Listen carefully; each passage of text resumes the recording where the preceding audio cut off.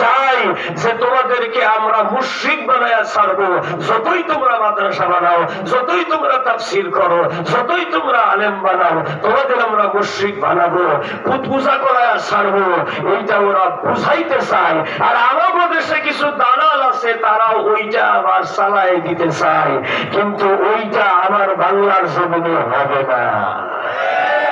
সেই দেশের জমিনে লক্ষ লক্ষ আল্লাহর ওলিরা শুয়ে আছে, সেই দেশের জমিনে লক্ষ লক্ষ আল্লাহর আলেমরা বেঁচে আছে, সেই দেশের জমিনে লক্ষ লক্ষ মুহাদ্দিসরা বেঁচে আছে, মুফাসসিররা বেঁচে আছে, সেই দেশের আলেমদের শহীদের রক্তে এখনো বাংলার জমিন তরতাজা অবস্থায় আছে।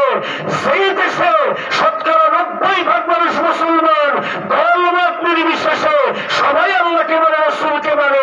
সেই দেশের নাস্তিকরা বই প্রণয়নের মধ্যে, মাদ্রাসার বইয়ের মধ্যে মূর্তির ছবি চালায় দেবে, এইটা আমরা মানব না।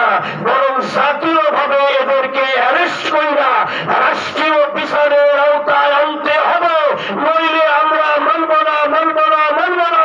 যারা বলেন কে কে রাজি আছেন, তুই হাত তুলে আল্লাহকে দেখান।